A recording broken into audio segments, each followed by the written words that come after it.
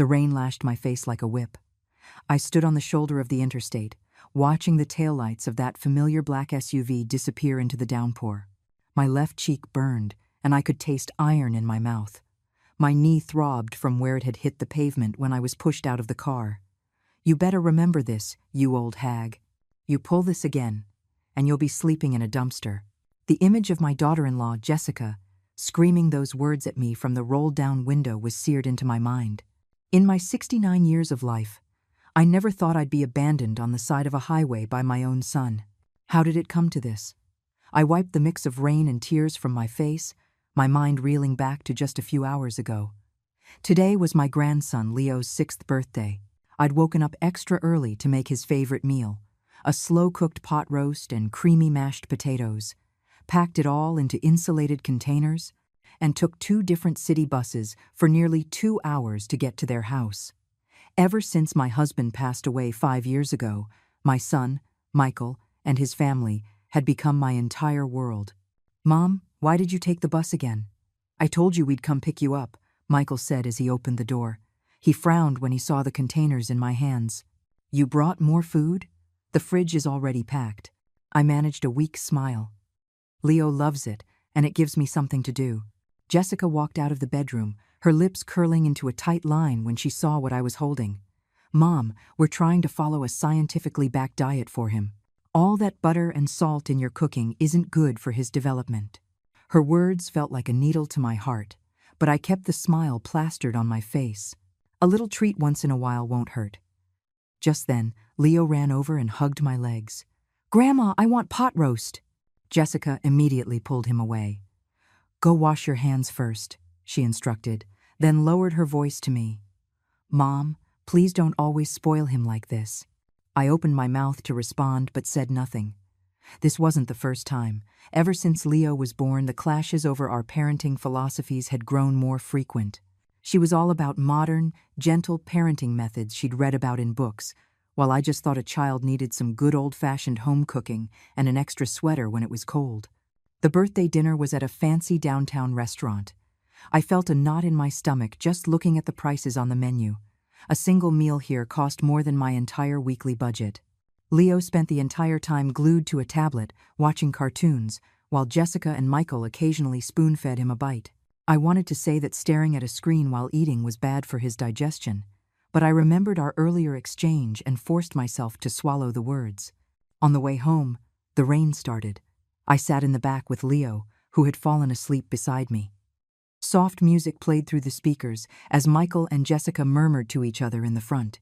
Staring at the blurred city lights, I found myself thinking about Michael's childhood. We were poor back then. For his birthday, the best I could do was add a fried egg to his noodles, but he would eat it with such pure joy. "Mom, what are you thinking about now?" Jessica's voice pulled me back to the present. "Look at the way Leo's sleeping. It's because you've spoiled him. He can't fall asleep unless someone is right next to him now." That was the last straw. "It's perfectly normal for a child to need a sense of security," I snapped. "When Michael was little, he also—" "Here we go again," Jessica's voice shot up. "Can you please stop applying your outdated ideas to our lives? Times have changed." "Mom, Jessica studied child psychology," Michael chimed in. "Just listen to her." A wave of indignation washed over me. You were just what?" Jessica twisted around in her seat, her eyes gleaming in the dim light of the car. "You just think we don't know how to raise our own child, is that it? Do you know what Leo's piano teacher said? That he has trouble concentrating. It's because you're always feeding him that junk food." "How is my cooking junk food?" My voice began to tremble. "When Michael was a kid—" "Shut up!" Michael roared. The car swerved violently. "It's always, when Michael was a kid, when Michael was a kid. Are you ever going to stop?" I was stunned into silence. In his entire life, Michael had never, not once, yelled at me like that. Tears welled up in my eyes. "What are you crying for now?" Jessica sneered. "You resort to tears every time you can't win an argument.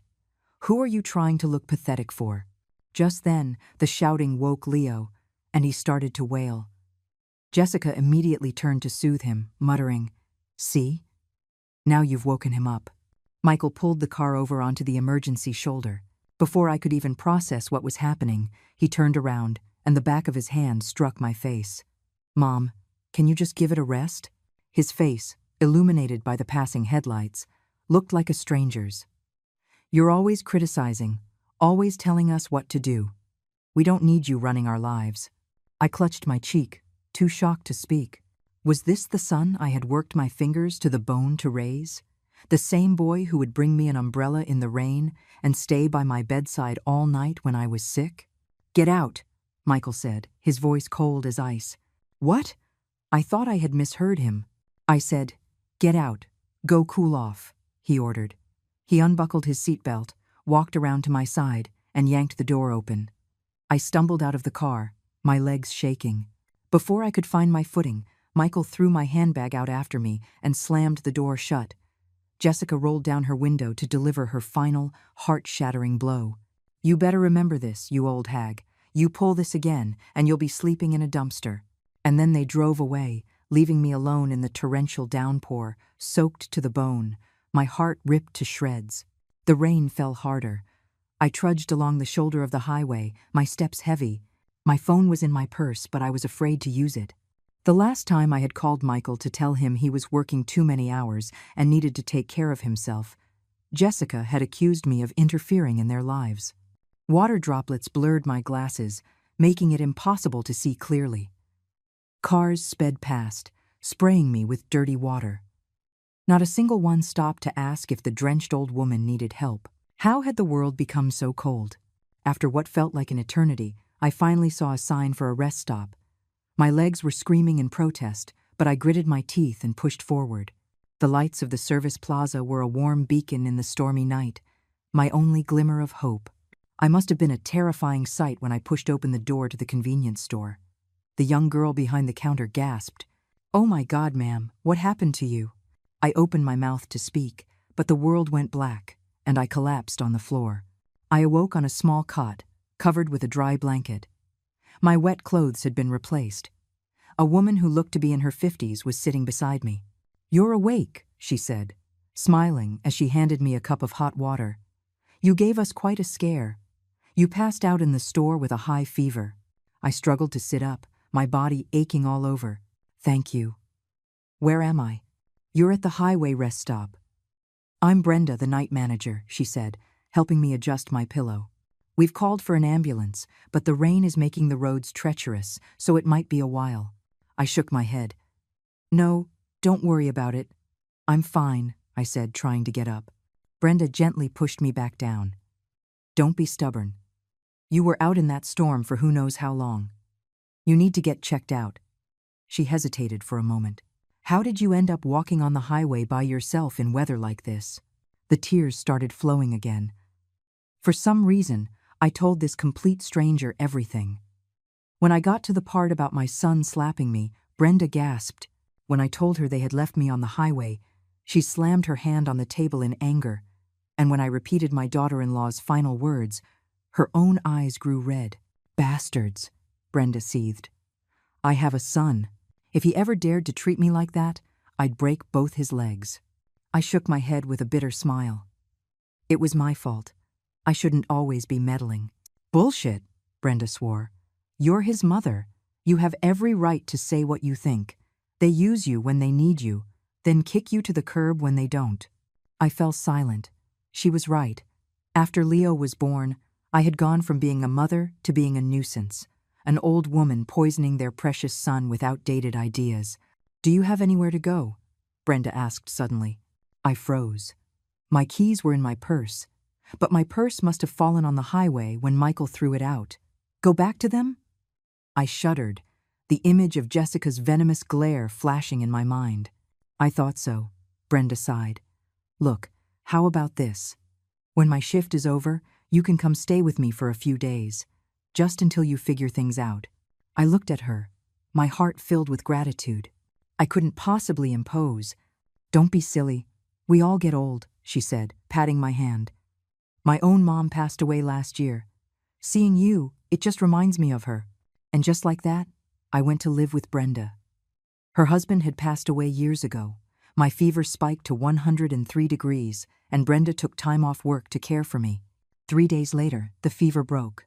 As I sat on Brenda's small balcony, soaking in the sun, I watched the elderly people below doing Tai Chi, walking their dogs, and playing with their grandchildren. It struck me then that my life had nothing in it besides Michael and his family. "Brenda, I've made up my mind," I announced at dinner that night. "I'm going to live for myself for once." Brenda put a piece of fish on my plate. "What do you mean?" "I'm 69 years old. I don't have many years left," I said, putting down my chopsticks.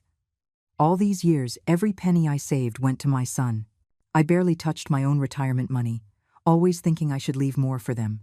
Now I see how foolish that was. Brenda nodded. "So, what are you going to do?" "I'm going to travel," I said, the decision surprising even myself. When I was young, I always dreamed of seeing the Southwest, but I never had the chance. Her eyes lit up. "That's a wonderful idea. I have a cousin who runs a little bed and breakfast in Santa Fe. I can put you in touch." The next day, I used Brenda's phone to call the county office to get replacements for my ID and senior card. Then I went to the bank to report my savings book as lost. Thankfully, I was the only one who knew the password. A week later, with a temporary ID in hand, I withdrew the $7,000 I had saved over the years. "Are you really leaving?" Brenda asked on the way to the train station, her voice tinged with sadness. I nodded. "You didn't just save my life, Brenda. You saved my soul." She gave me a tight hug. "Message me when you get there." As I sat on the train heading towards Santa Fe, watching the landscape rush by, I felt a sense of release I had never experienced before. For 69 years, I had lived for everyone else. My parents, my husband, my son, my grandson. Now, finally, it was my turn to live for me. Meanwhile, hundreds of miles away, my son Michael was in a state of utter panic. After they had driven for some distance that night, Jessica had suddenly said, "Don't you think that was too much? In this rain?" It was as if Michael had woken from a trance. He slammed on the brakes and spun the car around. What have I done? I must have been crazy. But when they returned to the spot, I was gone. They called the police, who reviewed the traffic cameras. The footage only showed a blurry figure stumbling toward the rest stop before disappearing into the rain. If anything happens to her. Michael's whole body trembled as he gave his statement at the police station. Jessica was terrified too, but she still tried to sound defiant. Well, she should have just kept her mouth. "Shut up!" Michael screamed at her. "That's my mother." In the following days, they printed hundreds of missing person flyers, posted on every social media platform, and even went on a local news program. But they had no idea that the confused elderly woman with mild dementia, who might not remember her address they were looking for, was already on a southbound train, starting a new life. 3 months later, in Santa Fe, I sat on a bench by the duck pond in the city park, watching the birds glide across the water, a smile playing on my lips. These 3 months had been some of the happiest of my life. Brenda's cousin, Carol, treated me like a sister, showing me every charming street and hidden courtyard in the city. I joined a senior tour group and visited the Grand Canyon and Zion National Park. To my great surprise, in a small gallery in Sedona, I met a group of like-minded seniors. We made a pact to become snowbirds and go to Florida together for the winter, a plan we were already discussing enthusiastically in a group text on the smartphone I had just learned to use. I had changed so much. I had a chic new short haircut, bought a stylish floral dress, and learned how to use mobile payments and call an Uber. Carol said I looked at least 10 years younger. Even my chronic high blood pressure had improved significantly. Today was the first weekend after returning to Santa Fe, and I had arranged to meet Carol at the mall to buy some local crafts to send to Brenda. We were in a small shop picking out turquoise jewelry when a familiar voice made me freeze. "Mom?" I turned around slowly. It was Michael. He looked like he had lost a lot of weight, with dark circles under his eyes. He was holding several shopping bags. Beside him stood a shell-shocked Jessica and Leo. "Grandma!" Leo broke free from Jessica's grasp and ran to hug my legs. Tears streamed down my face as I knelt and hugged my grandson tightly. "Leo, you've gotten so tall." Michael rushed over, looking me up and down. "Mom, you. His gaze fell on my new clothes and hairstyle, then to my glowing complexion. He was speechless. Jessica stood a few feet away, her face pale. "Mom, we've been looking for you for 3 months." I stood up, wiped my tears, and said calmly, "I'm fine. You don't need to worry." Suddenly, Michael fell to his knees. Right there, in the middle of the busy mall, he knelt before me. "Mom, I was wrong," he sobbed like a child. That night, I don't know what came over me. I deserved to die. People started to stare and whisper. Carol tactfully led Leo away to look at some pottery. I looked at my kneeling son, and the peace I had cultivated over the past 3 months shattered. The memories of all the nights I had cried myself to sleep came flooding back. "Get up. Don't make a scene," I said softly. He refused. "Mom, please come home with me. These 3 months have been a living hell. The police said you might. He couldn't finish the sentence. Jessica approached, her head bowed. "Mom, I'm so sorry. That day, I was just so impulsive." I looked at the daughter-in-law, who had once cursed me so viciously, and noticed the new lines around her eyes, the dullness in her hair. I realized then that their past 3 months hadn't been easy either. "I'm not going back for now," I said, voicing the decision I had long since made. "I've rented an apartment here in Santa Fe.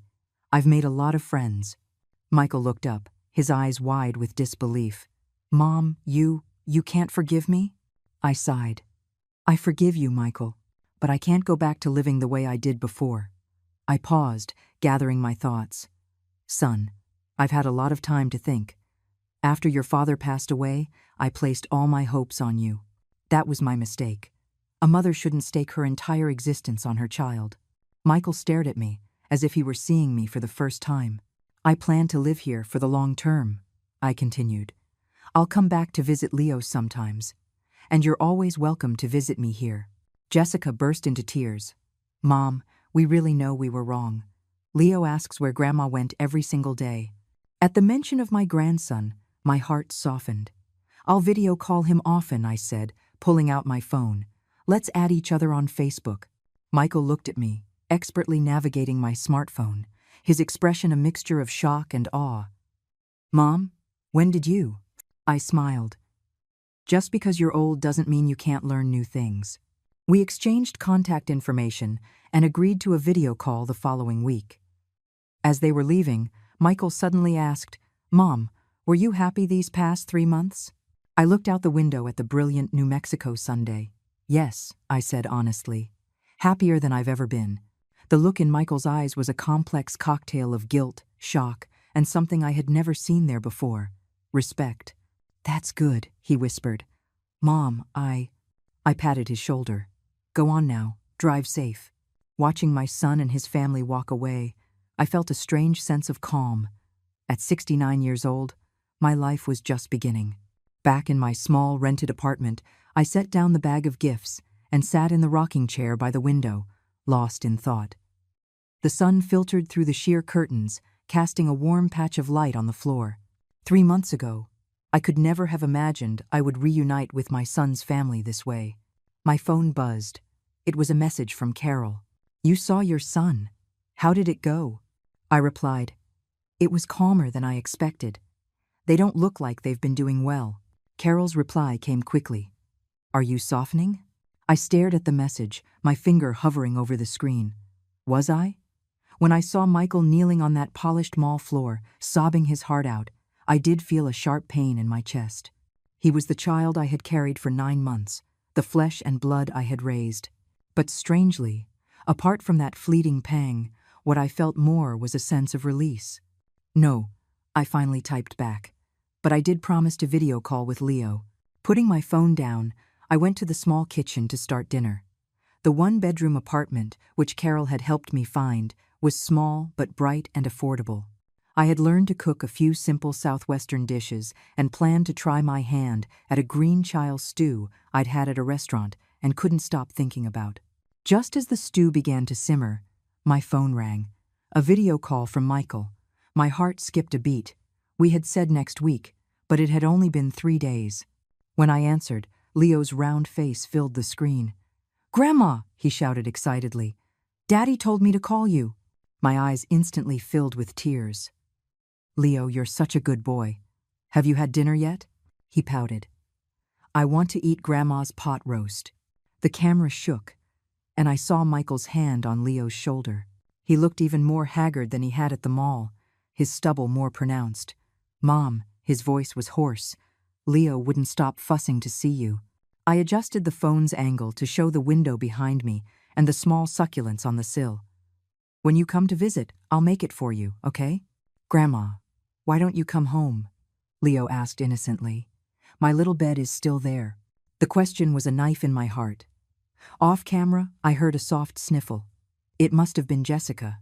Michael's expression tightened. He quickly changed the subject. "Mom, it looks really nice where you are, so much brighter than our house." I went along with it. "Yes, it faces south, so it gets great Sunday. And see this? It's a woven blanket I bought in Sedona. Doesn't it look nice on the wall?" Michael stared at the screen, his gaze complicated. "Are you getting used to living alone?" "It's wonderful," I said with a genuine smile. "There's a farmer's market right downstairs and a small park across the street. A lot of seniors do Tai Chi there in the morning. I've started joining them." "Mom," Michael started, then stopped. "I'll take some time off next week and come get you." It was so matter-of-fact, just like all the times in the past decade, he had come to take me to the doctor, to their house for the holidays, or to stay with them after my husband died, as if I were an accessory to be picked up and dropped off. "That's not necessary," I said, my tone gentle but firm. "I want to spend the winter here. The winters in Santa Fe are so pleasant, not cold and damp like back home."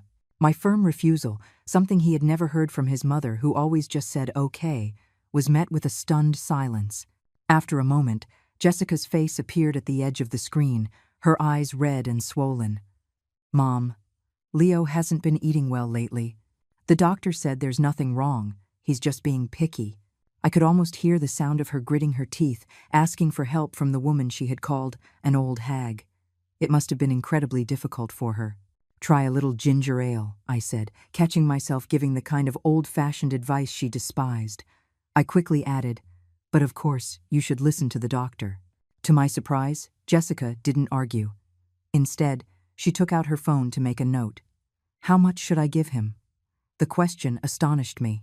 We talked for a few more minutes about gentle remedies for an upset stomach, and the atmosphere was surprisingly harmonious. Suddenly, a wave of dizziness washed over me, and I gripped the edge of the table. "Mom, what's wrong?" Michael asked, his eyes sharp. "Nothing," I said, quickly composing myself. "My arm is just getting tired from holding the phone. It's time for Leo to go to bed, isn't it?" Michael glanced at the time. "Oh, it's almost 9. He hesitated. "Mom, we really are sorry." "It's in the past," I interrupted. "Let's video call again on the weekend. Give Leo a kiss for me." After hanging up, I sank into my rocking chair. The dizzy spell was worse than I'd thought. My blood pressure had indeed improved since coming to Santa Fe, but recently I'd been having these sudden moments of vertigo. I had brushed them off as a normal part of getting older. The next morning, I received a call from an unknown number. "Hello. May I speak with Helen Miller?" a young woman's voice asked. "This is she." "Hi, my name is Linda. I'm a teacher at the Santa Fe Senior Center. Carol recommended you for our spring classes. We're holding registration now, and I was wondering if you might be interested." I had no idea Carol would do something like that. When I was young, I had always wanted to learn watercolor painting, but between work and raising a family, there was never any time. After retiring, I was too busy taking care of Leo. "What kind of classes do you offer?" I asked, intrigued. "We have watercolor, pottery, photography, smartphone basics, and even line dancing and a choir," Linda said enthusiastically. Hearing the word watercolor, my heart beat a little faster. "How much is the tuition?" "It's $100 for the semester, with a senior discount for those over 65. The price was much more reasonable than I had expected. After hanging up, I did some quick math. My monthly retirement check was about $3,200. Rent was $1,500, and living expenses were about $1,000. That left $700. Before, I would have saved every cent for Leo's college fund. "To hell with it," I muttered to myself. I would sign up for the watercolor class and the smartphone class. Even though I knew the basics, I wanted to learn how to book train tickets online and make doctor's appointments. On registration day, I met Arthur. He was 5 years older than me, a retired middle school art teacher who now taught watercolor at the senior center. He wasn't tall, and his hair was mostly white, but he stood up straight and spoke with a gentle, patient voice. "You're from back east, Helen," he said, looking at my registration form. "Yes, I've been in Santa Fe for 3 months now. And do you like it here?" "I love it. The weather is beautiful, and the people are so kind." He smiled. "If you love painting, the mountains and flowers of New Mexico are the perfect subjects." During our first class, Arthur taught us how to hold the brush. When he came to my station, he gently adjusted my fingers. "Not so tight. Relax. Let the brush do the work." His fingers were warm and dry, and for a moment, they reminded me of my late husband teaching me how to write when we were young. The memory brought a lump to my throat.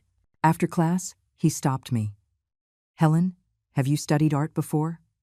Your wrist is very steady." I was surprised by his perceptiveness, a little when I was young, but I haven't picked up a brush in decades.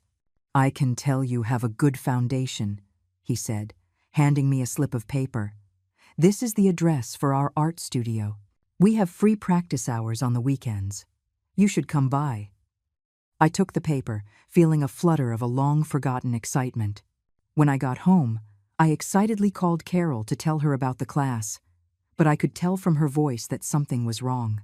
"Helen," my cousin called me. "Michael and his family went to the police station to withdraw the missing person report. They said they found you." My heart sank. "Did he contact you?" "Yes," Carol sighed. "Your son kept apologizing, saying he wants to bring you home." "I didn't tell him your exact address, just that you were doing well in Santa Fe." "Thank you." Carol hesitated. "He said you have a specific blood pressure medication at home. He wanted me to remind you to get a refill." That's when I remembered. I was almost out of one of my prescriptions. Could I get it filled here? Would I need to see a new doctor and get all new tests? As I thought about it, that familiar wave of dizziness returned. "Helen, are you okay?" "I'm fine," I said, forcing a cheerful tone. "I'll go to the clinic tomorrow." I sat on the sofa, lost in thought. Was Michael's call to Carol a genuine act of concern? Or was it a way to find out where I was? Could I trust him again? Outside, the Santa Fe night sky was filled with stars. I looked at the clumsy bamboo leaves I had painted in class and suddenly smiled. At 69, I was learning to paint, learning to doubt my son, learning to make decisions for myself. It all felt so surreal, yet so right. During the third watercolor class, Arthur was teaching us how to paint plum blossoms. I was focused on outlining the delicate petals when the world started to spin. The ink on my paper blurred into a dark smudge, and a buzzing filled my ears. "Helen? Helen?" Arthur's voice seemed to come from far away. I tried to answer, but my lips wouldn't move. The next thing I knew, I was falling forward like a sack of flour. When I woke up again, the harsh white light made me squint. The smell of antiseptic told me I was in a hospital. "She's awake," a young female doctor said, leaning over to check my pupils. "Ma'am, do you know where you are?" "The hospital." My voice was raspy. "What happened to me?" "You had a mild stroke. It's a good thing you were brought in so quickly," the doctor said as a nurse adjusted my IV drip. "You have a history of high blood pressure, right? Have you been taking your medication regularly?" It hit me then. I had run out of that specific medication 3 days ago. I had planned to go to the clinic on the weekend. "We tried calling the contact listed as son in your phone, but we couldn't get through," the nurse said. "Does he have a new number?" I remembered that Michael had called me from a new number after we met at the mall, a number I hadn't saved. "There's a friend." "Carol," I said weakly. Soon, Carol rushed into the hospital, carrying my insurance card and some toiletries. The doctor said I needed to stay for observation for a week. Carol held my hand. "You silly woman. Why didn't you tell me you were out of your medicine?" I apologized with a weak smile. That afternoon, Arthur arrived with a thermos of porridge. "The class sent me as their representative to check on you," he said, placing the thermos on the table and pulling a stack of cards from his bag. "These are get-well wishes from everyone. I opened the top one. In the shaky handwriting of an 80-year-old classmate, it read, "Helen, get well soon. We're waiting for you to teach us how to mix that perfect shade of green." My eyes filled with tears. "I made the porridge myself," Arthur said, opening the thermos. "It's good for your digestion." Carol gave me a knowing look. "Arthur stayed with you all night. He only just went home this morning to change."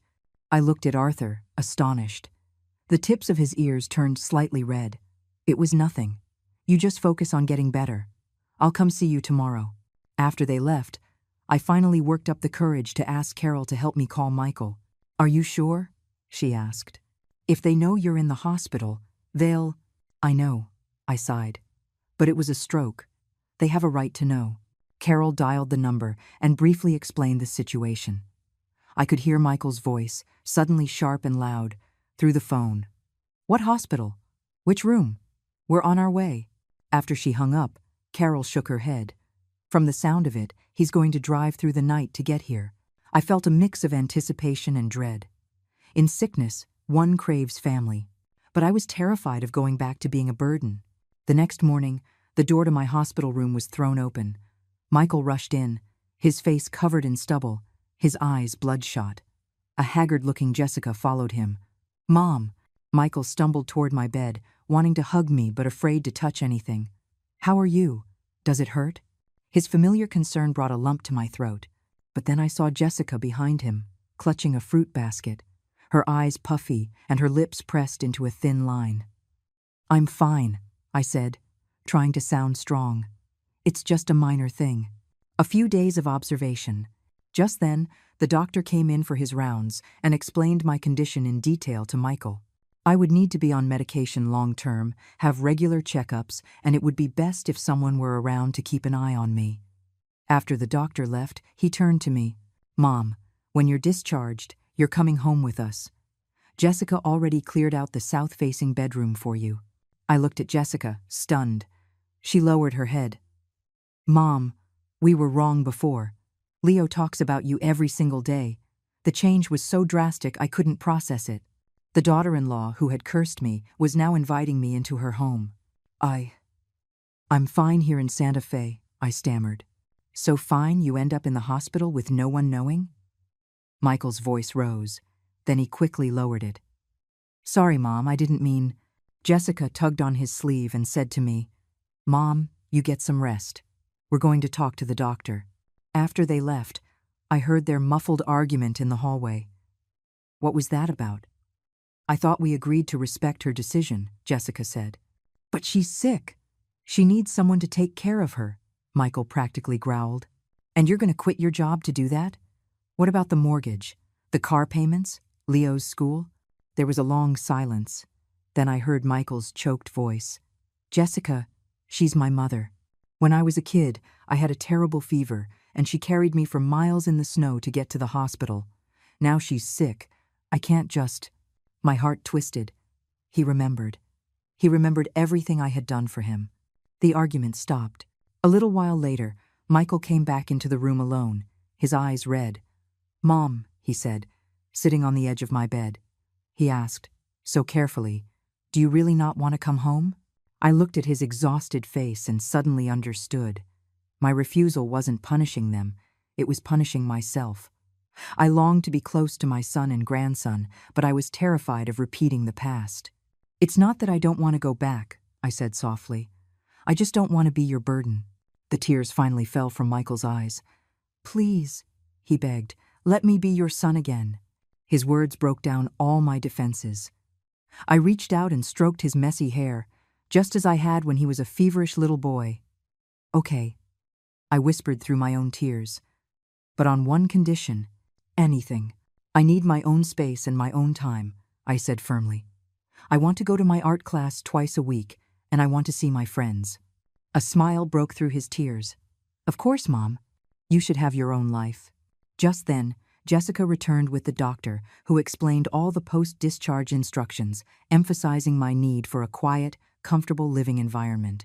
"Mom," Jessica said suddenly, "I was doing some research. It's best for seniors with high blood pressure to live in a south-facing room. We'll move out of the master bedroom when we get back." I stared at her, shocked.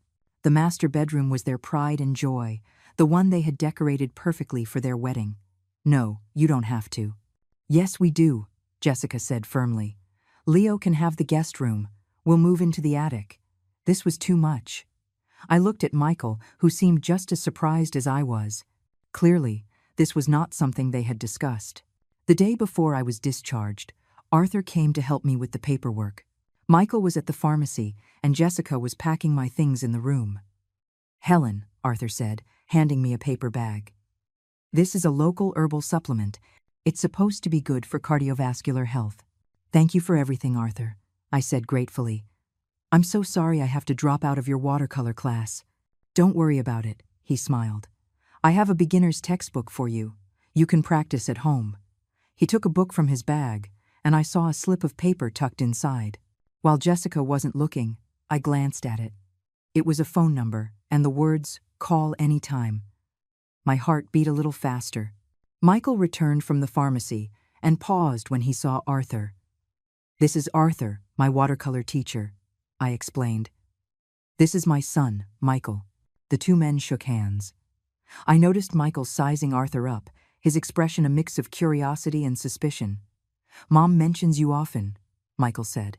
Arthur smiled. "She told me you won an award for a drawing you did as a child."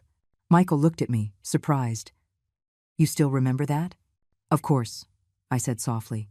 "The picture you drew, my mom, is still in the old photo album."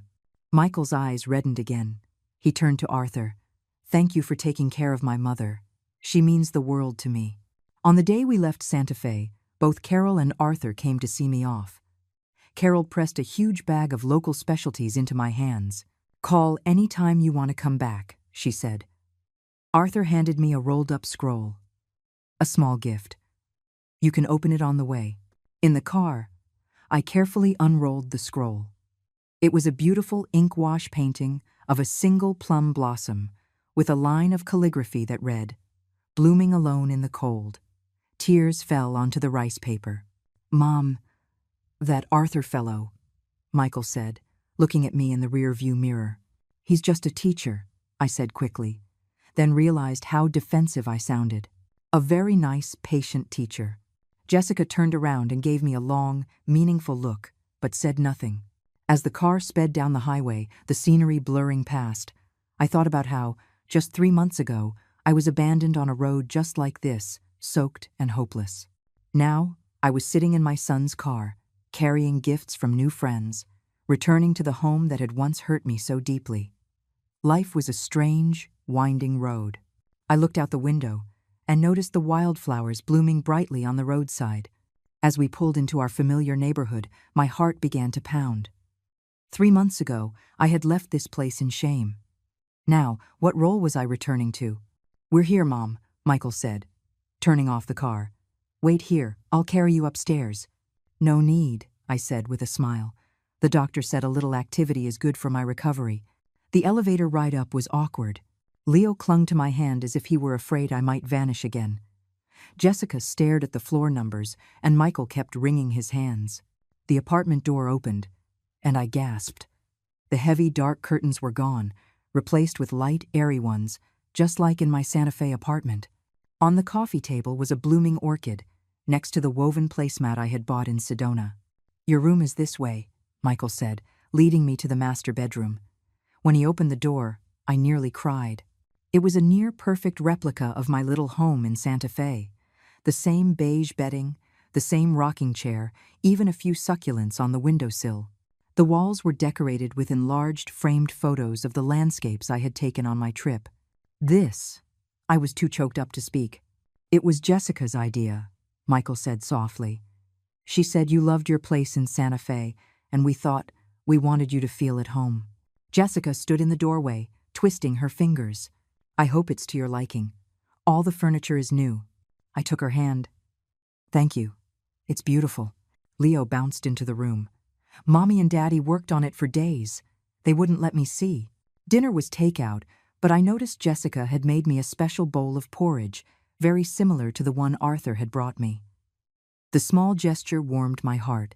After dinner, Leo insisted I tell him a story. I sat in the rocking chair with him curled in my lap, telling him about my adventures in the Southwest.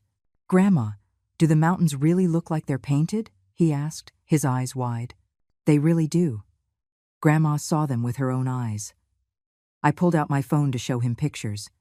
The sound of Jessica washing dishes in the kitchen stopped. She came quietly to the doorway to listen. When I described the 3 stages of a traditional tea ceremony I'd read about, Michael put down his phone and drew closer. "The first cup is bitter, representing the struggles of youth. The second is sweet, for the successes of middle age. And the third has a complex aftertaste, like the wisdom of old age," I explained. "Like life," Michael said suddenly. We all looked at him, surprised by the philosophical thought from my usually practical son.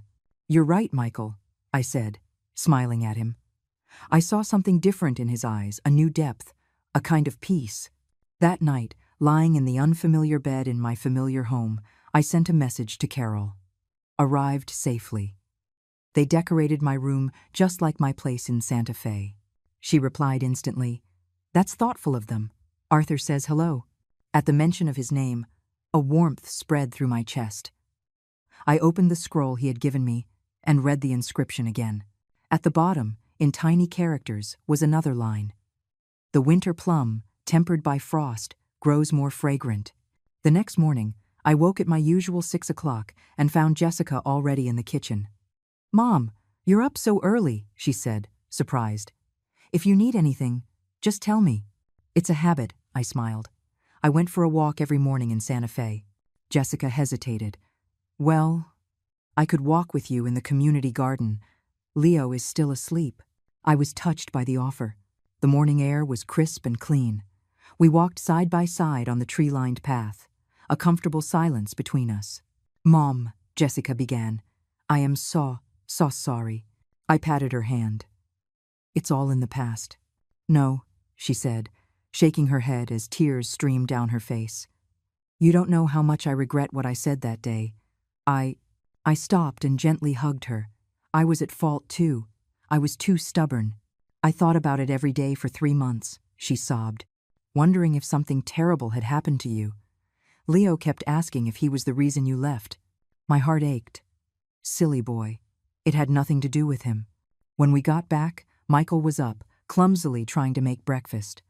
He looked visibly relieved to see us return together. "Mom, what are your plans for today?" he asked at the table. "I was thinking of going to the community center," I said. "I learned some new line dances in Santa Fe. I could teach the ladies here." Michael and Jessica exchanged a look. "I'll drive you." "No need," I said with a smile. "Do you remember where my bus pass is?" Michael stared at me for a moment, then jumped up and started rummaging through a drawer. "Here it is. You still remember how to use it?" "Of course," I said, taking the card. "After your father passed, this card was my companion for 3 years." The ladies at the community center were thrilled to see me. They gathered around as I shared stories of my travels and taught them a few new dance steps. The center's director even invited me to lead a performance at next week's community event. On the way home, I stopped by the pharmacy to refill my prescription and picked up some herbs at the market. I had overheard Jessica telling Michael that Leo was being a picky eater again. That evening, just as I predicted, Leo pushed his food around his plate. Jessica sighed in frustration, but this time, instead of scolding him, she tried to patiently coax him.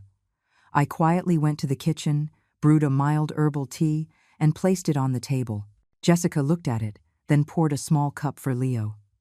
Surprisingly, after a few sips, his appetite seemed to improve. "Mom?" Jessica whispered. "Thank you." In this way, I slowly reintegrated into the family, but on entirely new terms. I was no longer the timid, meddling mother-in-law, but a woman with her own life. Every Tuesday and Thursday morning, I taught dance at the community center. Every evening from 7 to 8 was my designated painting time. Michael had bought me a complete set of watercolor supplies. On weekends, I would cook pot roast for Leo. Jessica no longer objected, only asking that I use less salt and butter. One day, Michael came home from work early and heard me on a video call in my room. "Arthur, I'm still having trouble with this wash technique." "Relax your wrist a bit more," came Arthur's gentle voice from the tablet speaker. That's it. You're making wonderful progress, Helen. Michael stood outside the door, his expression unreadable. At dinner, he asked casually, Mom, you and that Mr. Arthur keep in touch often? We have a video lesson once a week, I answered honestly. I can't just give up on my painting. Jessica's chopsticks paused midair, but she said nothing. Late that night, I got up for a glass of water and heard them talking softly in the living room. She's at her age. What could possibly happen? Jessica was saying. That's not what I mean, Michael sighed. It's just, these 3 months in Santa Fe, she's like a different person. A better person, don't you think? Jessica replied softly. She's happier, healthier. She has so many friends, and she's even more forgiving with us. Michael's voice was laced with confusion, but sometimes I feel like she doesn't need me anymore. Hearing that, I quietly retreated to my room. My son's words were both heartbreaking and affirming. He was finally learning that love isn't about control, but about letting go. The next day, I offered to teach Michael and Jessica how to paint. Leo joined in the fun, and soon our family was gathered around the coffee table, learning to paint little chicks. Mom, what made you want to learn this? Michael asked, awkwardly holding the brush. I always wanted to learn when I was young, I said, adjusting his grip. But there was never time between work, taking care of your father, and running the house.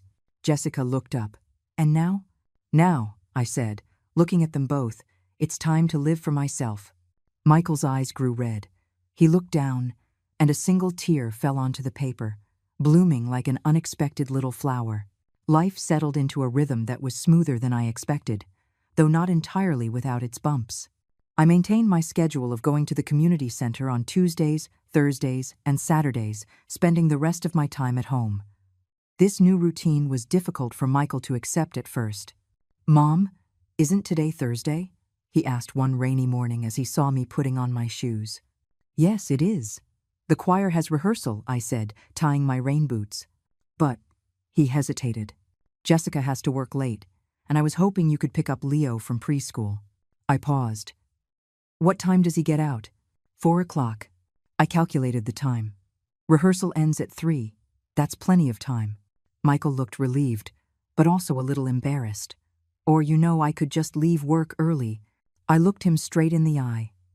Michael, I am capable of managing my own schedule. If I need your help, I will ask for it, okay? He blinked, then nodded. We had this type of conversation often over the next few months. His instinct was to manage my life, and my new instinct was to draw a clear boundary. The rain had stopped by the time I got to the preschool. Leo shot out of the classroom like a little cannonball. Grandma, look at the dinosaur I drew. The teacher said it looks like a chicken. He chattered on for a moment before his face fell, and then I pushed him. He looked down at his shoes. The teacher said she needs to talk to my parents. Sure enough, the teacher gently suggested that Leo's parents needed to work with him on his emotional regulation. On the way home, Leo was quiet and sullen. At dinner, when Jessica heard he had gotten into a fight, her first reaction was to scold him. How could you push someone? Haven't I taught you to use your words? Leo's lip began to tremble. I interjected softly. Jessica, can I tell a story? She looked at me, confused, but nodded. In a faraway land, I began, putting down my fork, there was a little tiger cub who was always teasing the other animals. One day, he made fun of the little deer's legs, saying they looked like twigs, and he even kicked a little rabbit. Leo's eyes were wide with attention. And what happened? Well, the wise old owl told the tiger cub that every creature in the forest is special. The deer's legs would heal, and the rabbit's fur would grow back, but the hurt in their hearts might leave a scar forever. Did the tiger cub say sorry? Leo asked. He did. And he also learned to use his eyes to see the beauty in others, I said, stroking his hair. For example, maybe the other boy's drawing had really wonderful colors. Leo thought for a moment. He drew a Tyrannosaurus Rex. It was purple. It was pretty cool. Jessica stared at me, a flash of admiration in her eyes. Later that night, as I passed their slightly ajar bedroom door, I heard her say to Michael, "The way your mom tells stories, it works so much better than my lectures." Michael chuckled softly. I told you. She raised me without ever laying a hand on me. There was an unspoken question hanging in the air between them. So how did you become a son who would lay a hand on her? After a long pause, Michael whispered. Work was so stressful. The mortgage. You were always saying she was spoiling Leo. I forgot how she raised me. My heart clenched, and I quietly walked away. That weekend, Michael suggested a family trip to a new nature preserve. Leo was ecstatic, and Jessica even took the day off. Watching them bustle around, packing a picnic, I thought of Arthur, who had mentioned he'd always wanted to see the fall colors up north. On a whim, I sent him a text message, inviting him to visit if he was ever in the area. I regretted it instantly. What was I thinking? Inviting an outsider to a family gathering? To my surprise, he replied almost immediately. I would be honored. As it happens, I have a trip planned to the State Museum next week to see an exhibition.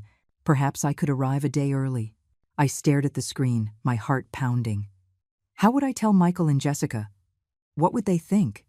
As I was debating what to do, Michael walked over holding my pill organizer. Mom, your blood pressure medicine is running low. I put some cash in here for you to get a refill. I opened the case. Tucked inside were 5 crisp $100 bills. On each, written in pencil, were the words, "For treats." A lump formed in my throat.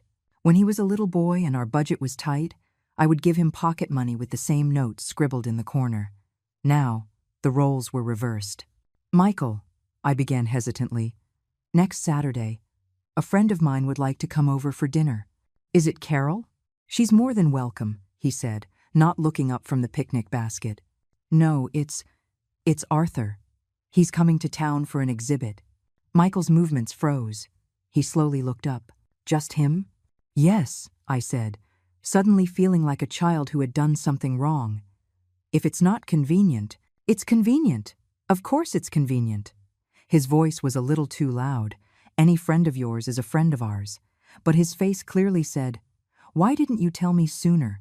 Jessica came over to see what the commotion was. Mom's friend, Mr. Arthur, is coming for dinner next week, Michael said, almost through gritted teeth. Jessica raised an eyebrow, then surprised me by saying, oh, that's wonderful. I've been meaning to ask him for some advice. Leo's school is having an art fair, and I want to help him with a project. Michael whipped his head around to stare at his wife, his eyes full of disbelief. The atmosphere in the car, on the way to the preserve, was a little tense. Michael drove aggressively, braking sharply several times. Jessica, on the other hand, was unusually chatty, trying to fill the silence. Leo, oblivious in the back seat, pointed out everything he saw. Grandma, look, a giant pinwheel, he shouted, pointing to a distant hill where a row of white wind turbines spun slowly in the autumn Sunday. They're beautiful, I said. They look a bit like the ones in your photos from Sedona, don't they? Jessica asked. I was surprised she remembered. A little, I said, but the ones in Sedona are closer to the red rocks. Michael glanced at me in the rearview mirror but said nothing. At the preserve, Leo ran wild like a colt let out to pasture. We followed behind, admiring the golden ginkgo trees and fiery red maples. Mom, let me take a picture of you, Jessica suggested. The red leaves here are different from the ones in Santa Fe. I stood under a maple tree, looking at my daughter-in-law behind the lens. 3 months ago, this woman had cursed me.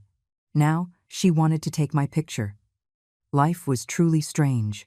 Michael walked over quietly and stood behind her, looking at the phone screen. Just as Jessica pressed the shutter button, he reached out and put his arm around my shoulder. In the photo, my expression shifts from surprise to a soft smile. Michael's gaze is tender and complex. The background is a blaze of crimson leaves. When we got home, Michael hid on the balcony to smoke a cigarette. He had quit 5 years ago. His behavior worried me. I'll go check on him, I said to Jessica. She shook her head. Let me. You should rest. Through the glass door, I saw them arguing. Michael looked agitated, while Jessica remained calm. Finally, he slumped into a chair, and she gently rubbed his back. At dinner, Michael made a sudden announcement. Jessica and I were talking. From now on, Sundays will be our official family day. The rest of the week, everyone is free to do their own thing. And for the day your friend visits, I'll do the cooking. The concession was so abrupt that I looked at Jessica, who gave me a subtle wink. That evening, I got a video call from Arthur to show me a painting he was working on. This is based on the landscape you described from your hometown, he said, holding up an unfinished canvas. We spent a half-hour discussing brush strokes, completely unaware that my bedroom door had been quietly pushed open, then closed again. The next morning at breakfast, Michael had dark circles under his eyes. "Mom, you and Mr. Arthur were talking pretty late last night." "Oh, did we disturb you?" I asked, feeling guilty. "No, not at all," he said, then added, "He seems to admire you a lot." Jessica kicked him under the table. I put down my chopsticks, deciding it was time to be direct. Arthur is a very good friend. He taught me to appreciate beauty again. I chose my words carefully. Just like Santa Fe taught me to be independent. Michael's hand trembled, spilling porridge on the table. "I'm sorry," he said, frantically wiping it up. "Michael," I said softly, "you will always be my son. That will never change." He froze, tears welling in his eyes. "I know," he whispered. "I'm just scared." "Scared of what?" I asked gently. "Scared that you don't need me anymore," the tall grown man confessed, his voice breaking like a child's. Jessica quietly took Leo from the table. I walked around and hugged my son's head to my chest. "Silly boy," I murmured. A mother's need for her child never ends. It just changes. After Leo left, the atmosphere in the house subtly shifted. Michael no longer showed anxiety about my social activities, and Jessica often sought my advice on parenting. We seemed to have found a new equilibrium. That weekend, I packed a small bag for a reunion at the senior center in Santa Fe, organized by Carol to celebrate its anniversary. "How many days will you be gone?" Michael asked, leaning against the doorframe. 3 or 4. "Is Arthur going to be there?" "Yes, he's a guest of honor." Michael was silent for a moment. "Mom, are you happy?" The question made me pause and reflect. "Yes," I said. "I am. I have you. I have my friends. I have my own life. I feel very fulfilled." He nodded, then pulled an envelope from his pocket. "For treats." I opened it and gasped. It was a plane ticket. "Michael, this is too expensive. You're worth it," he smiled. "You've taught me so much, including how to be a better son." The night before I left, Jessica gave me a new smartphone stand. "This will make it easier to video chat. Leo can see you whenever he misses you." I hugged her. "Thank you for everything." The next day, Michael's family took me to the station. Leo clung to my leg. "Grandma, take lots of pictures of the big mountains for me." I kissed his cheek. Michael put my suitcase on the train. "Mom, have a great time," he said. "If you miss us, just call. I'll come get you. Not come home soon, but have a great time." His words brought tears to my eyes. As the train pulled away, I watched the 3 of them waving on the platform and understood. Home wasn't a cage, it was a harbor. A place you could always sail from and always return to. My phone vibrated. It was a message from Arthur. "See you tomorrow. I look forward to hearing your new stories." I smiled and replied, "I have so many to share." Outside the window, the world rushed by. At 69, I was writing the freest chapter of my life. I had roots, and I also had wings. The Santa Fe sun streamed through the hotel window. I stretched and checked my phone. 8 in the morning. The reunion at the senior center started at 10. Carol had booked a hotel for me close to the venue, so we old gals could chat all night, as she put it. I had 3 unread messages. The first was from Michael. "Mom, did you get there okay? Leo drew a picture for you." Attached was a colorful, wobbly drawing of a person labeled Grandma. I smiled, saved the picture, and replied, "Tell Leo his drawing is much better than Grandma's." The second was from Jessica. "Mom, don't forget your medicine.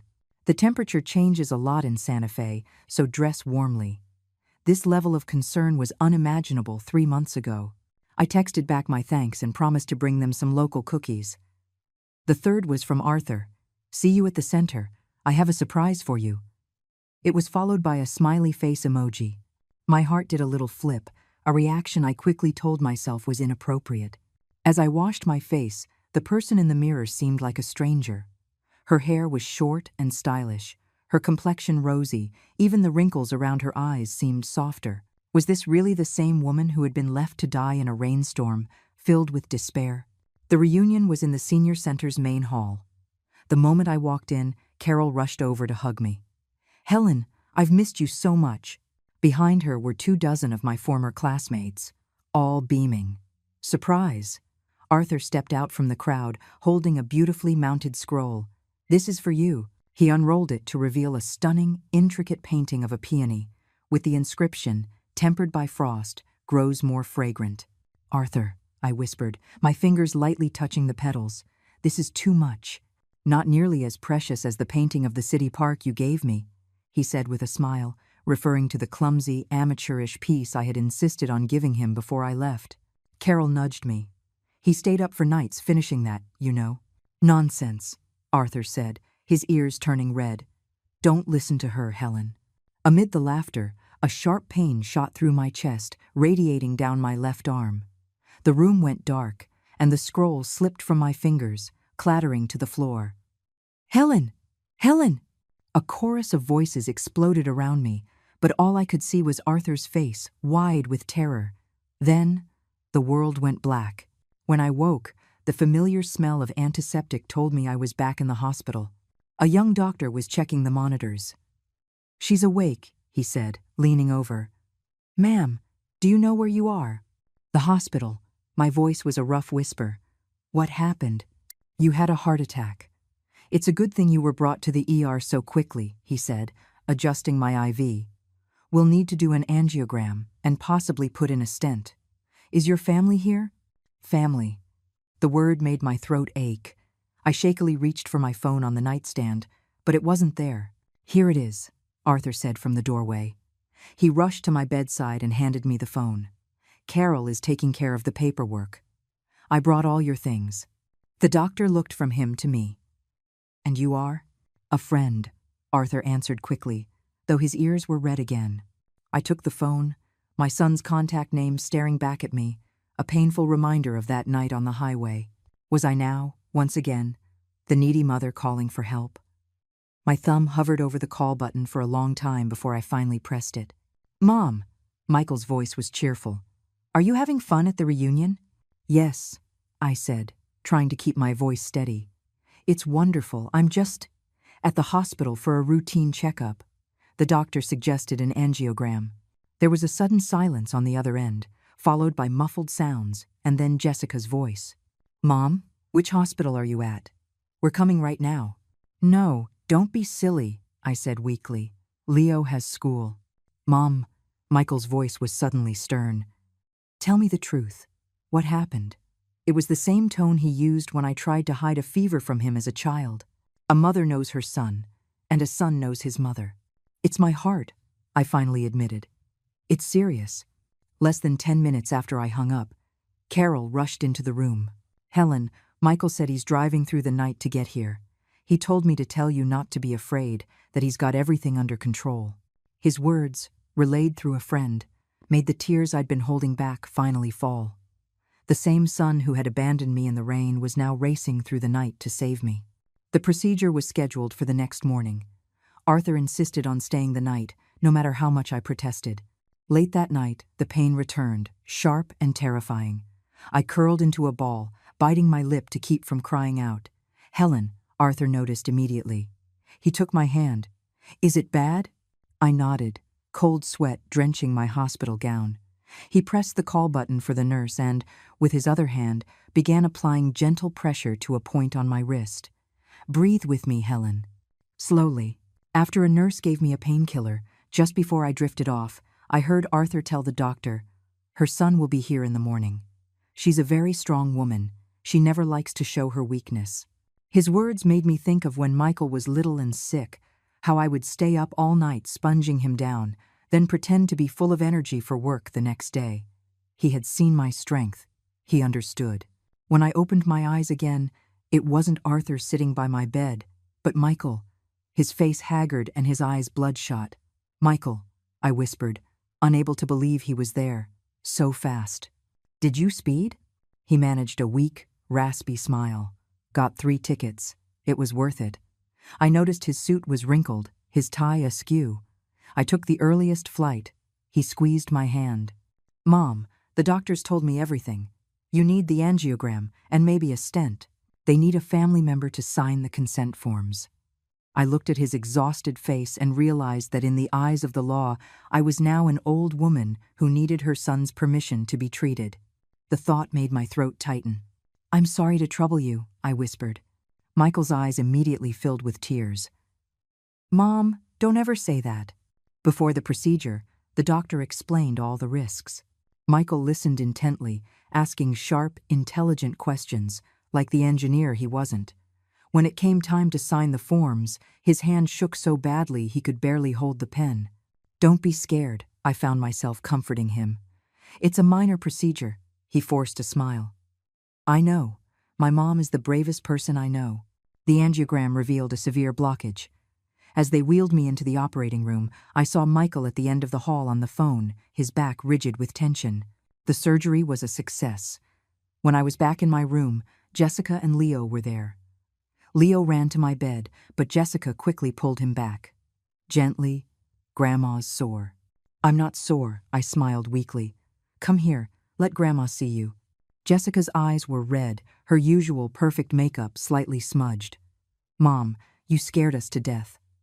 Michael stood behind her, holding a stack of papers. It's all taken care of, he said.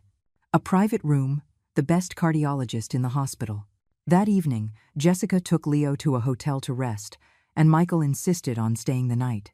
I woke up thirsty in the middle of the night and saw him sitting in the chair by the window, his face in his hands, his shoulders shaking. Michael? He jumped, quickly wiping his face. Mom, do you need something? What's wrong? Nothing, he said, pouring me a glass of water. Go back to sleep. But I could see the tear tracks on his cheeks. I insisted, and finally he broke down. I almost lost you again, he sobbed, kneeling by my bed. That night, when I left you in the rain, what's the difference between me and my father? The words hit me like lightning. My husband, his father, had been a man with a violent temper, especially when he drank. When Michael was 10, he had watched his father slap me across the face. He had launched himself at the man, biting his hand, and had been beaten for it. That night, holding my bruised and battered son, I had sworn I would leave him. Michael, I said, my voice trembling as I stroked his hair. You are nothing like your father. How am I different? He cried, looking up at me with a pain I had never seen before. I hit you too. I became the monster. So that was it. For 30 years, he had lived in the shadow of his father's abuse. I forced myself to sit up, ignoring the ache in my chest, and pulled him into a tight hug. Listen to me. That night, after you left, you came back looking for me, didn't you? Your father never would have. He wept in my arms, a 38-year-old man crying like a lost child. I just held him, patting his back, just like I did when he had nightmares as a little boy. The next afternoon, Arthur arrived with his thermos. He stopped short when he saw Michael, then politely introduced himself. Mr. Arthur, Michael said, surprising me by extending his hand. I've heard a lot about you. Thank you for taking care of my mother. It was my duty as a friend, Arthur said, a little flustered. I made some soup. It's good for the heart. As he served the soup, I noticed Michael watching him, and I suddenly asked Arthur, weren't you a doctor before you retired? A middle school art teacher, Arthur replied with a smile. Healthy cooking is just a hobby. Over the next few days, Arthur visited daily, each time with a different healthy meal and a hand-drawn get-well card. Michael's attitude toward him slowly shifted from suspicion to respect. He even started asking Arthur for advice on diet and nutrition. On the 5th day, I woke from a nap to find Arthur standing by my bed, gently brushing a stray piece of hair from my forehead. At that exact moment, Michael walked in carrying a bag of fruit. The two men froze, staring at each other. Arthur quickly pulled his hand back. I just came to drop off some soup. Michael walked into the room silently, set down the fruit, and said, Thank you for everything you've done for my mom. After Arthur left, Michael sat by the bed, peeling an apple. "Mom," he said casually, "Mr. Arthur seems like a nice man." My heart skipped a beat. "But," he continued, choosing his words carefully, "at your age, you need to be careful with new friends. Your heart can't take too much excitement." I didn't know whether to laugh or cry. "What are you talking about?" He grinned, scratching his head. "Okay, forget I said anything." The next afternoon, Jessica came to relieve Michael. She insisted on helping me with a sponge bath.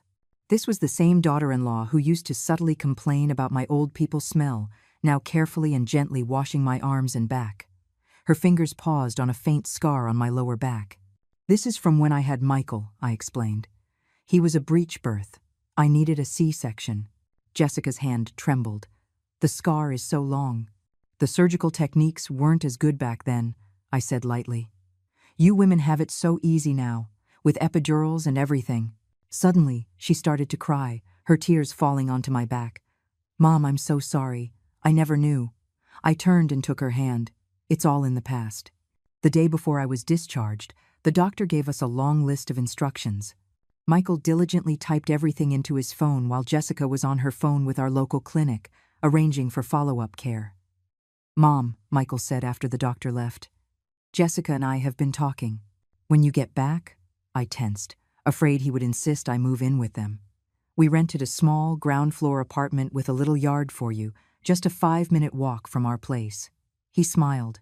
"You'll have space for a garden, and Leo can come visit you right after school." The arrangement was so unexpectedly perfect, so thoughtful. It gave me both independence and support. "Thank you," I said, my voice thick with emotion.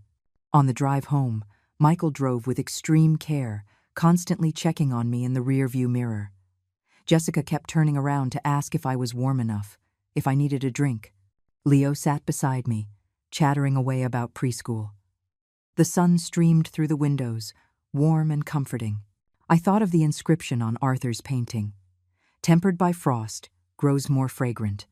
Maybe that's what life was. You had to go through the storms to truly appreciate the bloom. The small apartment was, in fact, a beautifully furnished 2-bedroom unit in a lovely senior living community right next to their neighborhood. The ground floor unit opened onto a small patio with a table, chairs, and several large flower pots. "The clinic is right across the street," Jessica said, helping me inside. "And there's a grocery store and pharmacy on site." The apartment was filled with light, with floor-to-ceiling windows looking out onto a small garden.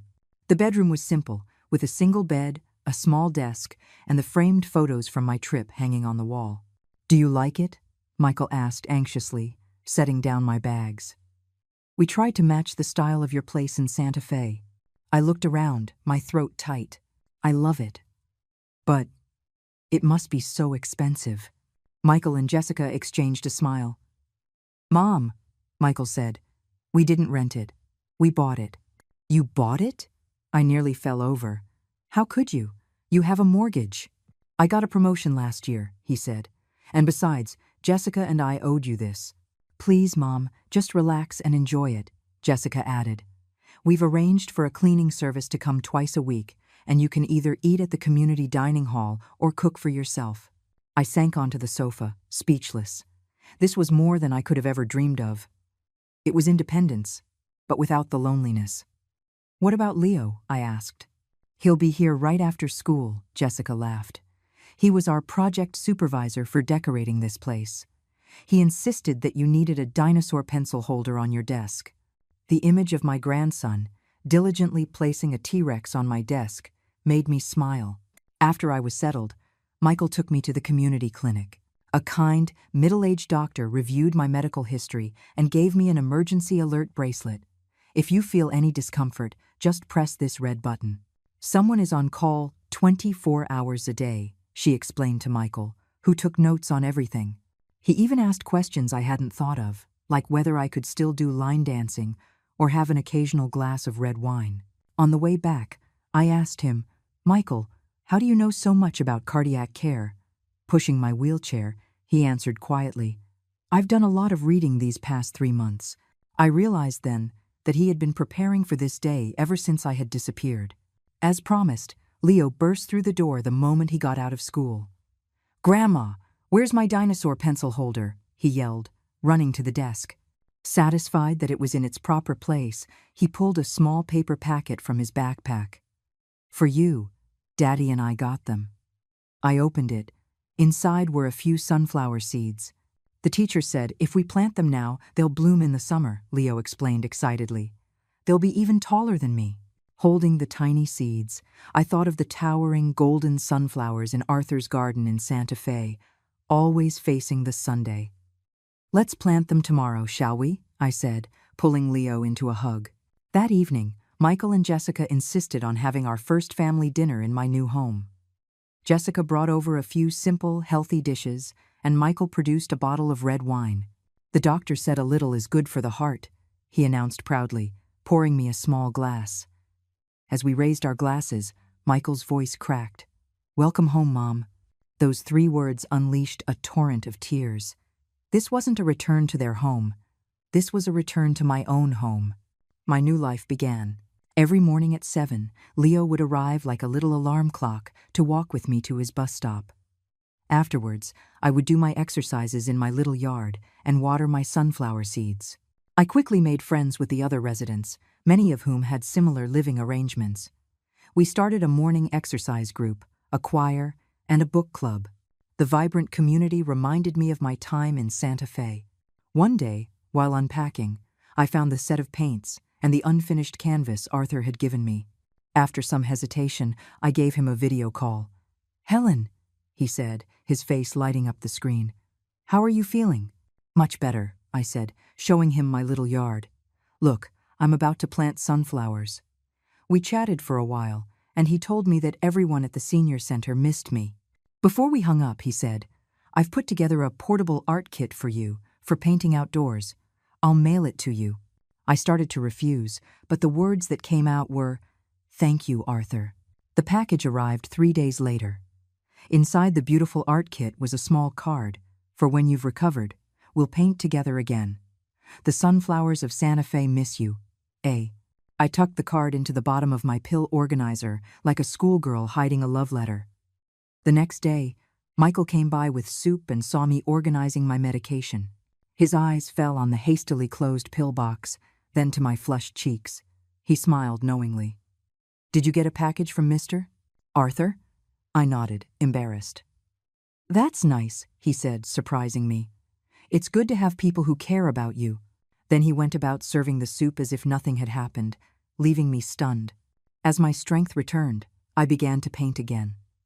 At first, it was just random images, but soon a theme emerged.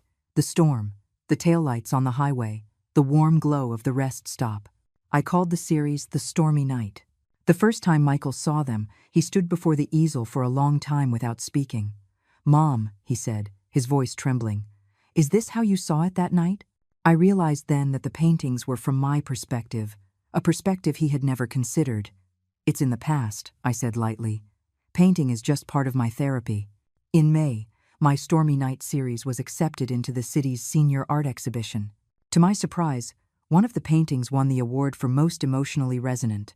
Michael took the day off work to bring the whole family to the award ceremony. "My grandma is a famous artist," Leo proudly announced to everyone. One of the judges told a reporter, "Her work has a power that goes straight to the heart. That resilience, that search for hope in the midst of despair, is deeply moving." After the exhibit, Michael quietly bought the painting and hung it in the most prominent spot in their living room. One day in June, Jessica rushed over with Leo. He had gotten into another fight at school. "This is the second time," she said, furious. "He needs to be punished." Leo sat in the corner, his face a mask of stubbornness. "Why did you fight?" I asked him gently. He said, "I don't have a grandma," Leo sniffled. "He said my grandma was dead." My heart ached. I hadn't realized my disappearance had left such a deep scar. "Jessica," I said, leading her to the kitchen, "do you remember the story I told about the little tiger cub?" She looked at me, and a wave of understanding crossed her face. "You mean?" I nodded. Sometimes, a story is more powerful than a punishment. That night, I heard Jessica in Leo's room, telling him a new story about a little fawn who was misunderstood, her voice gentle and firm. In July, my sunflowers bloomed. their golden heads towering over Leo, just as he had predicted. I sent a picture to Arthur, who replied, "The sunflowers in Santa Fe are blooming too. I hope they can meet someday." Michael saw me smiling at my phone. "What did Mr. Arthur say, Mom?" he teased. "He said you should mind your own business," I retorted, playfully swatting at him. He dodged, laughing like a boy. As summer drew to a close, we had a barbecue in my little yard. Afterwards, I brought out a folder. "There's something I want to talk to you about," I said, trying to sound casual. "This is my will and my final arrangements." The beer can in Michael's hand nearly slipped. "Mom, why are you talking about this?" "At my age, these things need to be taken care of," I said calmly. "I've put both of your names on the deed to this apartment. My savings are to be divided 3 ways, between the 2 of you and Leo. My insurance policy is in the nightstand drawer. The password is Leo's birthday. And, if something happens to me, please let Carol and Arthur in Santa Fe know." Michael's eyes were red, but he didn't have an outburst like he would have in the past. He took a deep breath and accepted the folder. "Mom, we respect your wishes, but you have to promise us you'll take care of yourself and live to be 100. 101? Leo piped in, making us all laugh. Late that night, after Jessica and a sleepy Leo had gone home, Michael stayed to help me clean up. "Mom," he said suddenly, "thank you for giving us a chance to make things right." I stopped what I was doing and looked at my son, who now stood a full head taller than me. "And thank you, Michael," I said, "for giving me the chance to be myself again." In the moonlight, we smiled at each other, and all the pain and resentment of the past melted away into a quiet understanding. The gentle October sun warmed my small yard. The sunflowers had gone to seed, their heavy heads drooping. I sat on the stone bench, watching Leo concentrate on his drawing pad. It was his first official art lesson with me. "Grandma, look at my son." He held up his drawing of a wobbly yellow circle. "It's wonderful," I said, stroking his hair. "You know, my first drawing was a sun, too." "Did your mommy teach you how to draw?" he asked. The question caught me off guard. My mother, a woman from the countryside who had never held a paintbrush, had taught me how to roll dumpling wrappers, how to mend clothes, how to find joy in a life of scarcity, but not how to draw. "No, sweetie. My mother taught me other things," I said softly, "like how to make dumplings." "Then you can teach me how to make dumplings." His eyes lit up. "Okay, this weekend, when your mom and dad come over, we'll all make them together." Just then, the yard gate opened, and Michael walked in carrying a large box. "Mom, Leo, look what I've got." Leo dropped his drawing pad and ran over. "Cake. I smell cake." "You've got a good nose," Michael laughed, setting the box down. "Mom, your birthday is tomorrow. Jessica ordered a cake for the party, but this one is for you.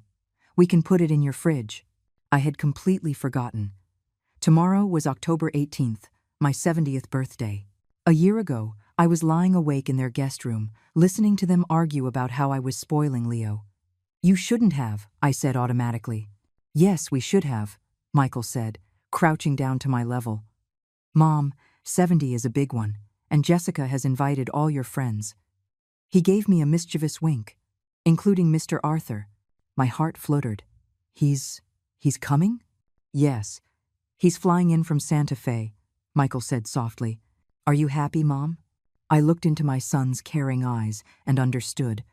This was his way of making up for that night in the rain. "I'm happy," I said, patting his hand. "But what makes me happiest is seeing the man you've become." Michael's eyes reddened. He pretended to fuss with the cake box. "Leo, can you help Daddy take this inside?" After Leo had triumphantly carried the box indoors, Michael took a piece of paper from his briefcase. "Mom, I found something. I was hoping I could read it at your party tomorrow." It was a yellowed page from a diary, the edges soft with age, covered in a child's scrawling handwriting. "My mom. Remember?" Michael asked softly. "I wrote it when I was 10. It won an award. You kept it in the photo album all these years." I made a copy. I took the paper, and an image flashed in my mind. A small boy, running home, waving a certificate in the air. That was before his father's drinking started, when our small family was poor but full of hope. Tomorrow, Michael's voice choked. I want to read it in front of everyone, so they all know what a wonderful mother I have. I pulled him into a hug. He no longer smelled of rain and anger, but of a quiet strength. The next day, Jessica showed up with a makeup artist. I laughed, but she insisted. "Mom, you have such beautiful skin," the makeup artist said. Jessica, who used to mock my old-fashioned beauty remedies, now smiled and said, "My mom has always taken great care of herself, haven't you, Mom?" We looked at each other and smiled. The restaurant was a beautiful, traditional-style building. When we walked in, I was stunned.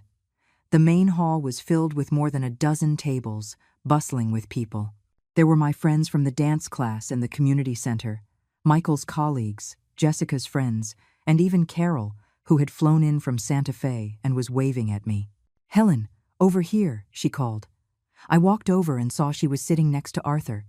He stood up, looking especially handsome in a dark blue suit. "Arthur," I said, at a loss for words.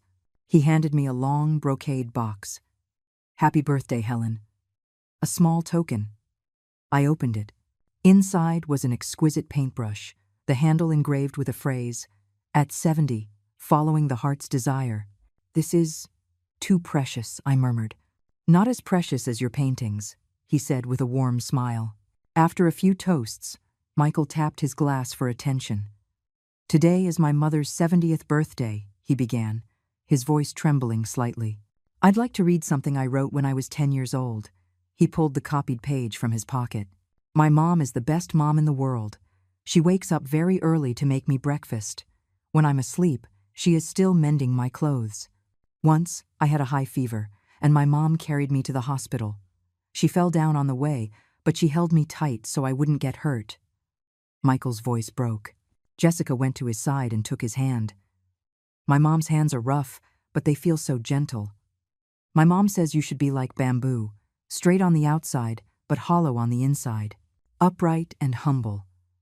When I grow up, I will make sure my mom has a good life, so she never has to work so hard again." The room was silent. Many of the older guests were dabbing their eyes. After the last line, Michael was weeping openly. He walked over to me and knelt down. "Mom, I failed you. I made you suffer." I pulled him up, my own tears flowing. "Silly boy. I was never angry with you." Jessica came over and gave me a deep bow. "Mom, I'm so sorry. I was so immature." I wrapped one arm around my son and the other around my daughter-in-law. Leo ran up and hugged my legs. 3 generations, crying and laughing together as the room erupted in applause.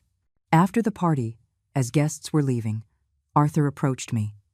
"Helen, could we speak for a moment?" We walked out to the hotel garden. "Helen," he began, taking a deep breath, "I came here not just to celebrate your birthday, but to ask you a question." My heart sped up. I knew what was coming. "Would you be willing to spend the rest of your years with me? Not as a student, but as a partner." This confident, articulate man was now as nervous as a schoolboy. I looked at the garden around me, my mind racing. A year ago, I was a pathetic old woman, abandoned in the rain. Now, I had my own home, my own life, and the possibility of love. "Arthur," I said finally, my voice soft, "I cherish our friendship more than you know, but my roots are here now, with Leo and Michael." The light in his eyes dimmed for a second, but then returned. "I understand," he said. "Can we still be friends?" "Of course," I said, taking his hand. "You will always be my best teacher and my dearest friend." On the drive home, Michael watched me in the rearview mirror. "Mom, what did Mr. Arthur want to talk about?" I smiled. "He invited me to go painting in Santa Fe." Michael was quiet for a moment. "And what do you think?"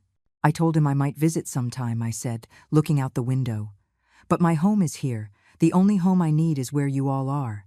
In the mirror, I saw my son's face break into a smile of pure relief. Life settled back into its peaceful, fulfilling rhythm. In early November, my Stormy Night series was featured in a citywide art exhibition, and a local paper wrote an article about me titled, "An Artist Reborn." Michael proudly framed the article and kept it on his desk at work, Arthur and I continued our weekly video calls, and sometimes Michael would even join in, asking for advice on what kind of art supplies to buy for me. On the first weekend of December, the whole family gathered in my small yard to make dumplings. Leo's creations were lopsided, but everyone praised his efforts. Jessica, whom I had recently taught, now expertly pinched the edges. "Mom," Michael said suddenly, "the city's senior college is opening a new branch at the community center. Mr. Arthur recommended you as a guest lecturer." "Me? A lecturer?" I said, dropping a dumpling. "Yes, to teach introductory watercolor," Michael smiled. "He said you were his most talented student." I looked at Jessica, who nodded enthusiastically. "You should do it, Mom. It's only 2 classes a week. I can pick up Leo." And so, I became Professor Helen. My students were all my age, and our classes were filled with as much laughter as art. For Christmas, Michael gave me a large, mysterious gift. It was a professional easel and a gold-embossed certificate of membership to the National Senior Artists Association. "You deserve a bigger stage, Mom," he said proudly. Outside, snow was beginning to fall. In my little yard, the seeds for next year's sunflowers lay sleeping under the earth. I looked at my son's mature, kind face and thought of his twisted, angry expression on that stormy night. It felt like a lifetime ago. Wounds heal. Misunderstandings fade. As long as there is love, even the coldest winter will eventually give way to spring. "Michael," I said, patting his hand, "the proudest accomplishment of my life is having a son like you." He hugged me tightly, just like he did when he was a little boy. "Grandma, look at the dumpling I made." Leo ran over, holding up a lopsided creation. I took the small dumpling, which held the hopes of 3 generations, and placed it gently on the tray. "It's perfect," I said. "Let's go cook them." As the steam rose from the pot, I could almost see next summer's golden sunflowers blooming in the yard, and my grandson, my little Leo, sitting among them, painting his first perfect flower.